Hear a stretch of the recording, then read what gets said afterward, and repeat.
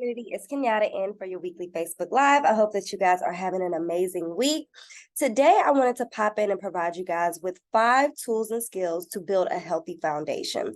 Oftentimes, when we are thinking of buying homes or properties or commercial properties, one of the first things that people do is they look at the foundation of that structure to see that it is viable and it is something that you want to invest in. Oftentimes, if the foundation is not good, people move away from that investment and look for something that is better. And so I think of relationships and marriages as houses as well.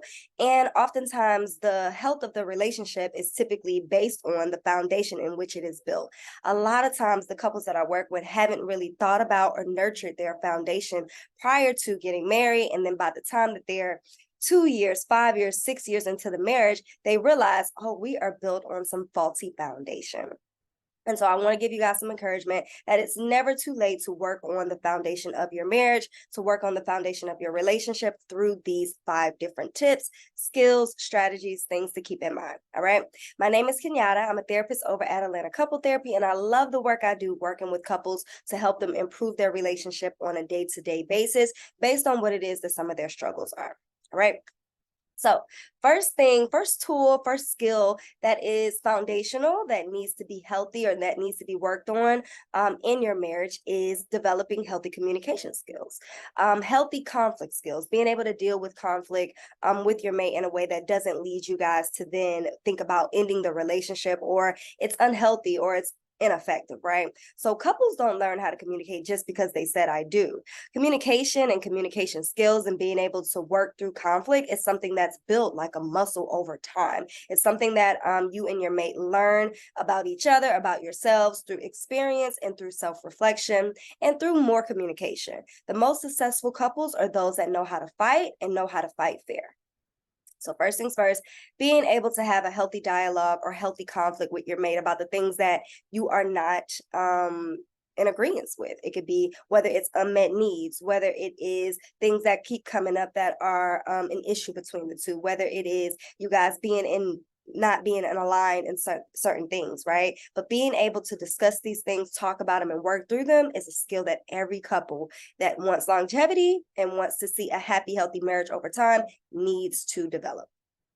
Number 2 is having a team mentality or idea that it is us versus our problems or versus the world versus us versus each other, right? So this can look like when couples are out of alignment in this, and this is not a healthy foundation for them, it can look like they have a power struggle, or they're not necessarily thinking about each other in a team fashion. It's more about your stuff versus my stuff, and my opinion versus your opinion versus our. So when you think about a team, you think about maybe football, you think about soccer, you think about a team on a company. Oftentimes we are uplifting our teammate. We're thinking of ways in which we can make our teammate better or how we can support them through their endeavors. How can you encourage your teammate to win? How can you build them up through their struggles? How can you create an environment for them to grow? And a lot of times when couples are going through a hard time or when resentment has built, they're not necessarily thinking about their teammate in that way. They're more thinking about themselves and their own interests and not necessarily thinking about things as a whole and what the team needs as in order for them to be able to succeed or even thrive. So number 2 is developing the team mentality that is us versus our problems versus me versus you in this moment. Okay. The third one is being able to create a safe space for vulnerability. There are so many times where I'm meeting with couples and the very first time that they're revealing certain things to their partner is in therapy versus it being that they've done it independently without me. And a lot of times that's because I create a safe space for them to be able to be honest about what they feel, their struggles, the things that they're battling that they're unable to say to their mate behind closed doors. So if you want a healthy foundation, ask yourself, how comfortable are you with being vulnerable with your mate about the things that scare you, the things that you're struggling with, the things that are embarrassing or that you're ashamed of. This is very, very important for couples to be able to have longevity and for them to be able to have their marriage be the safe space that they go to so that outside parties and outside distractions aren't a problem for their marriage. So a safe space for vulnerability, Oftentimes, this is created through a counseling experience or through another maybe experience that leads that person to then say, I need to go to my mate and let them know the truth about this. There's so many times where I heard someone say, after they've heard something that I've asked their partner, they'll say, I've never heard you say that, or I never knew that that was something that you were struggling with. And it's simply because they don't feel like they had a safe space prior to coming to counseling.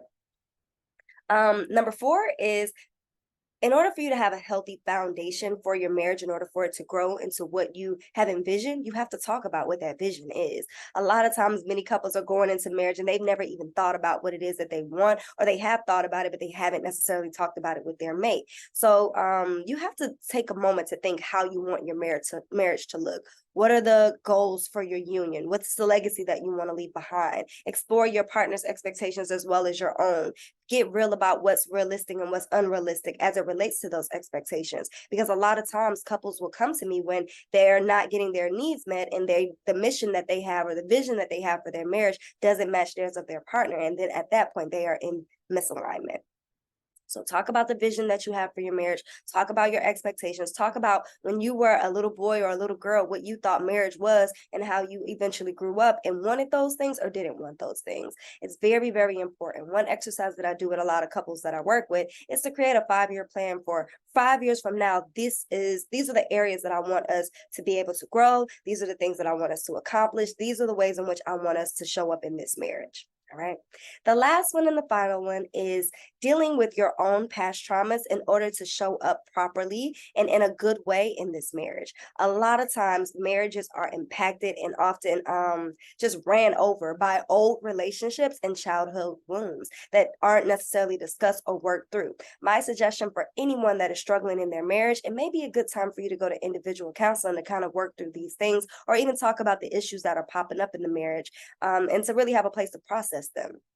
Oftentimes, your therapist will ask you a lot about the things that have happened in your past that have contributed to what's happening right now.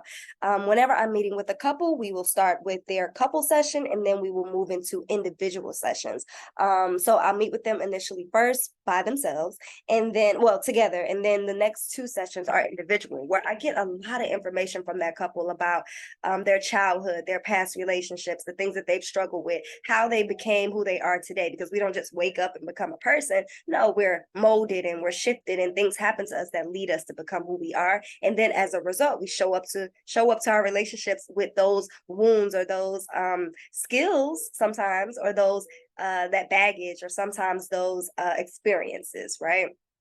So I would say for couples, in order for you to build a healthy foundation, you have to know what your triggers are. You have to know what your past stuff is. The healthiest people make the healthiest marriages. And it's not to say that we're perfect, but it's never too late for self-development and growth. So if you're finding that your foundation is not as healthy as it was, think back to your past and think about the things that may have contributed that you have not dealt with just yet. Right.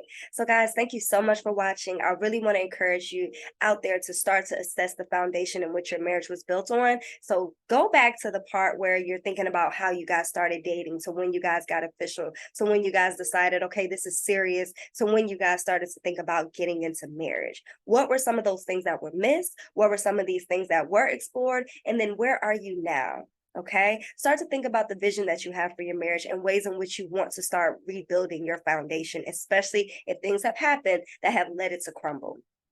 Right. So oftentimes we are wanting a stable and a healthy and strong foundation, and that allows for a happy, healthy, and fruitful marriage. Right. It's not enough for us to stay together anymore and just to be there and have that staying power. But ultimately, people want to feel fulfilled in their marriage. They want to feel like they have purpose here. They want to feel like they are getting recharged and reborn in their relationships. And it's very much possible. Sometimes it just takes for you guys to take a step back, think about how you guys were built, and think about the ways in which you want to rebuild.